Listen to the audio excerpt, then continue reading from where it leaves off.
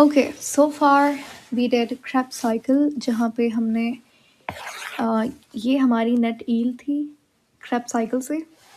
सो Krebs cycle में 2 pyruvate या फिर आप कह सकते हो 2 एसिटाइल कोए एंटर करते हैं। ऑल्दो एंटर तो एसिटाइल कोए ही करते हैं, बट क्वेश्चन में वो आपको कभी कभी 2 पायरुवेट भी बोल सकता है। सो ये 2 पायरुवेट के लिए है और ये 1 पायरुवेट या फिर एसिटाइल कोए कहते हैं, ठीक है। ये एक एसिटाइल कोए से ये चीज़ें बनेंगी, ये हमने पढ़ा था लास्ट टाइम। सो क्या हो रहा है यहाँ पे, 1 2 3 NADH बने थे एक एसिटाइल कोए से, ठीक है, जो एक 2 कार्बन वाला कंपाउंड होता है, इस साइकिल में एंटर करता है, ऑक्सैलो एसीटेट के साथ अटैच होता है। ये 4 कार्बन 2 कार्बन मिलकर 6 कार्बन का सिट्रेट बनाते हैं and then the cycle goes on. So we have 3 NADH, एक हमारे पास सबस्ट्रेट लेवल वाला ATP बनता है और एक हमारे पास FADH बनता है। और यहाँ पे कितने 1 2 कार्बन डाइऑक्साइड भी रिलीज होते हैं, ठीक है। तो यही लिखा हुआ है यहाँ पे कि एक पायरुवेट से, और टू बी मोर एक्यूरेट, एक एसिटाइल कोए से आपके पास एक ATP, एक FADH, 3 NADH और 2 कार्बन डाइऑक्साइड रिलीज होते हैं। Now if you multiply these with 2, क्योंकि हमारे पास 2 एसिटाइल कोए होते हैं, तो you get 2 ATP, 2 FADH, 6 NADH और 4 कार्बन डाइऑक्साइड। एंड मैंने बताया था इसे कैसे याद करेंगे आप, बहुत सिंपल है, अगर आपको 2 का टेबल आता है तो आप आसानी से इसे याद कर सकते हो। सो 2 × 2 is 2, 4 6, ठीक है। सो 2 ATP हैं आपके पास, 2 FADH हैं, 4 क्या है, 4 कार्बन डाइऑक्साइड है और 6 आपके पास NADH हैं, ठीक है। तो ऐसे आप इसे याद करोगे। नाउ वी नो दैट कि ये जो एक FADH है ये इलेक्ट्रॉन ट्रांसपोर्ट चेन में जाकर बनाएगा 2 ATP, ठीक है। सो 2 FADH कितने ATP बनाएंगे, 4 ATP। एक NADH हमें देता है कितने ATP, 3 ATP, ठीक है। सो हमारे पास 6 NADH हैं, 6 NADH से आपको मिलेगा, we need to multiply both of them, 6 × 3 would be 18। तो इन 6 NADH से हमें 18 ATP मिलता है। सो ये आपको टोटल ATP में, अगर आपसे वो क्वेश्चन में टोटल ATP पूछता है क्रेब्स साइकिल के से, ठीक है, सबस्ट्रेट लेवल और ऑक्सीडेटिव लेवल दोनों मिलाकर, क्योंकि देखो ये आपको डायरेक्टली तो ATP नहीं मिल रहा, लेकिन जब ये दोनों कंपाउंड्स जाएंगे इलेक्ट्रॉन ट्रांसपोर्ट चेन में, जो कि माइटोकॉन्ड्रिया की इनर मेम्ब्रेन में हो रही है, वहाँ पे यानी कि ये ATP कैसा है, सबस्ट्रेट लेवल, ये दोनों कैसे, कहाँ से ATP बनाएंगे, ऑक्सीडेटिव फॉस्फोरिलेशन से। सो इन टोटल आपके पास substrate level plus oxidative oxidative phosphorylation से आपको कितने ATP मिलेंगे, 24 ATP from Krebs cycle. So अब हम यहाँ पे समरी देखते हैं कि कितने ATP हमने यहाँ पे बना लिए हैं। So here we go. पहले हम बात करेंगे ग्लाइकोलिसिस की। ग्लाइकोलिसिस में हमने देखा था कि 4 आपके पास टोटल ATP बन रहे थे, जिसमें से नेट ATP कितना था, 2, क्योंकि 2 ATP आपने यूज़ भी किए थे। सो इट मीन्स कि आपके पास ग्लाइकोलिसिस में 2 ATP बनते हैं, 2 NADH बनते हैं, FADH एक भी नहीं बनता और एक भी कार्बन डाइऑक्साइड रिलीज नहीं होता, ऑक्सीजन भी यहाँ पे रिक्वायर्ड नहीं होती ग्लाइकोलिसिस में, और यहाँ पे 2 H2O के मॉलिक्यूल्स बनते हैं। और क्या क्या यूज़ किया आपने एक ग्लूकोज इस्तेमाल किया, उसमें 2 ATP भी इस्तेमाल किए, ठीक है। तो स्टेप नंबर 3 और स्टेप नंबर 1 में, स्टेप नंबर 1 और स्टेप नंबर 3 में आपने ATP को यूज़ किया था, ठीक है। ये हो गया आपके पास ग्लाइकोलिसिस। इसका मतलब ये है आपने सबस्ट्रेट लेवल ATP कितना बनाया ग्लाइकोलिसिस से, 2। और अगर आपसे पूछे कि अगर ये NADH जाकर इलेक्ट्रॉन ट्रांसपोर्ट चेन में भी तो इन द एंड ATP बनाएगा। सो 2 NADH कितना ATP बनाएगा, एक NADH बनाता है 3 ATP, तो 2 NADH 6 ATP बनाएंगे, तो 6 + 2 वुड बी 8। सो ग्लाइकोलिसिस से टोटल आपके पास 8 ATP निकलते हैं पूरा कुल मिला के, मतलब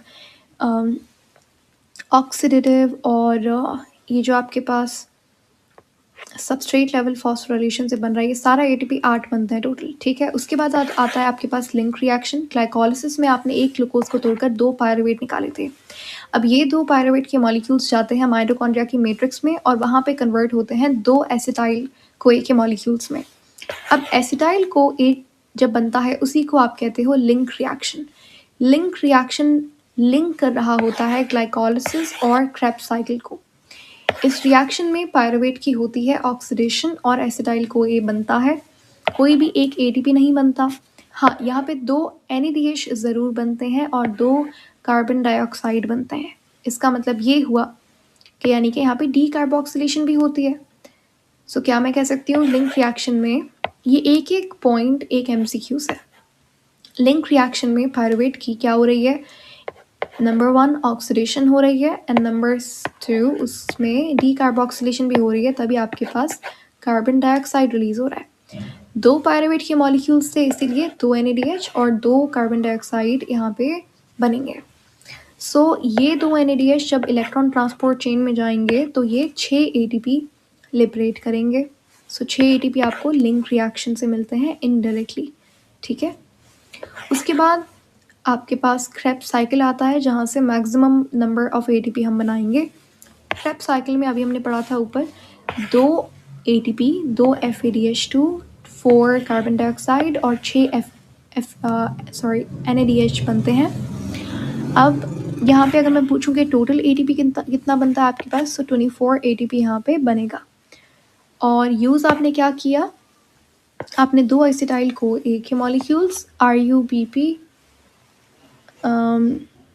और इन्होंने आपके पास एक सेकेंड यहाँ पे RUBP क्यों लिखा है, इसको कर लीजिएगा अपने पास। RUBP नहीं आएगा यहाँ पे, ठीक है, इसको हटा दो। सो 2 एसिटाइल कोए यहाँ पे यूज़ होते हैं और आपके पास क्रेब्स साइकिल में ये भी नहीं लिखा हुआ आएगा। और ये 2 एसिटाइल कोए बेसिकली आपने यूज़ किए क्रेब्स साइकिल में, ठीक है। सो ये दोनों यहाँ से रिमूव करेंगे, ये यहाँ पे एक मिस्टेक है। अच्छा, तो 2 एसिटाइल कोई आप इस्तेमाल करेंगे क्रेब्स साइकिल में और आपके पास ये सारी चीज़ें बनेंगी, ठीक है। अब इलेक्ट्रॉन ट्रांसपोर्ट चेन में कोई नया ATP नहीं बनता। बेसिकली ये जितने भी ATP आपने बनाए हैं हमने ऊपर, इस स्टेप में सिर्फ इस NADH और इस FADH को ऑक्सीडाइज किया जाता है और उससे ATP निकाला जाता है। सो इलेक्ट्रॉन ट्रांसपोर्ट चेन से इन दोनों से आपको 28 ATP मिलते हैं, ठीक है। सो अगर आप इन सबको ऐड करो 8 + 6 + 24 तो आपके पास 38 ATP बनते हैं इन टोटल एरोबिक रेस्पिरेशन में, ठीक है। और यहाँ पे जो 10 और ये जो 2 लिखा हुआ है बेसिकली यहाँ ये वाला ही NADH आता है। देखो 6, 7, 8, 9, 10, तो ये जो 10 NADH के मॉलिक्यूल्स हैं ये इलेक्ट्रॉन ट्रांसपोर्ट चेन में जाएंगे और ये जो 2 FADH है ये भी इलेक्ट्रॉन ट्रांसपोर्ट चेन में जाएंगे और वहाँ से ATP बनाएंगे। टोटल 28 ATP निकलेगा इलेक्ट्रॉन ट्रांसपोर्ट चेन में इन दोनों को इस्तेमाल करके, ठीक है। और यहाँ पे ऑक्सीजन का भी एक मॉलिक्यूल इस्तेमाल होगा इलेक्ट्रॉन ट्रांसपोर्ट चेन में। इसका क्या काम होता है वो हम आगे पढ़ेंगे।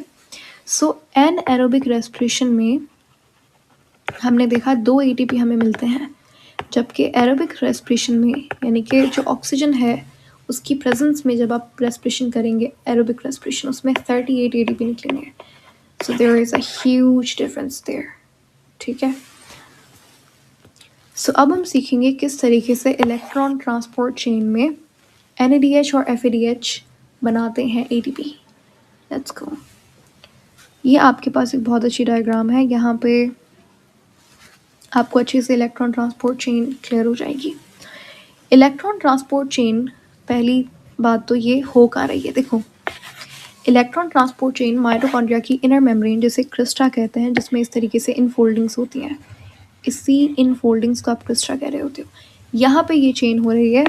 अब इलेक्ट्रॉन ट्रांसपोर्ट चेन में ये जो स्पेस है ये आउटर मेम्ब्रेन है, ये इनर मेम्ब्रेन जिसको हमने क्रिस्टा कहा था। तो ये जो आउटर मेम्ब्रेन और इनर मेम्ब्रेन के दरमियान में ये जो डिस्टेंस है जिसको अभी मैं शेड कर रही हूँ इसको हम कहते हैं इंटर मेम्ब्रेनस स्पेस। ये वाला पार्ट भी बहुत इंपॉर्टेंट है इलेक्ट्रॉन ट्रांसपोर्ट चेन के लिए। इसका पर्पस क्या है? इसका पर्पस इस साइकिल का, नॉट साइकिल, इस चेन का पर्पस क्या है? इसमें आप एटीपी बनाते हैं यूजिंग NADH और FADH। इनकी होती है ऑक्सीडेटिव फॉस्फोराइलेशन, यानी कि इनकी आप ऑक्सीडेशन करते हो NADH और FADH की, और जो एटीपी बनता है उसको आप कहोगे ये बना है ऑक्सीडेटिव फॉस्फोराइलेशन से। फॉस्फोराइलेशन कहते हो आप एडिशन ऑफ फॉस्फेट, और ऑक्सीडेटिव का मतलब ये है कि आपने ऑक्सीडेशन की इनकी, ठीक है। अब इस चेन में इलेक्ट्रॉन डोनर कौन है, इलेक्ट्रॉन डोनेट कौन करता है? NADH और FADH। इसी इलेक्ट्रॉन की एनर्जी की वजह से क्या होगा वो अभी हम पढ़ेंगे, बिकॉज आई थिंक वो अगर मैं पॉइंट यहाँ ऐड करूँगी तो थोड़ा कंफ्यूजिंग हो जाएगा, ठीक है। तो इलेक्ट्रॉन डोनेटर की तरह कौन काम करता है, आई मीन डोनर की तरह कौन काम करता है? ये मॉलिक्यूल्स, और इसी से आप एटीपी बनाते हो, इससे इलेक्ट्रॉन की एनर्जी से। सो ये दोनों अपने इलेक्ट्रॉन्स डोनेट करेंगे इलेक्ट्रॉन ट्रांसपोर्ट चेन में, और फिर वहाँ से ही आपके पास एटीपी बनता है।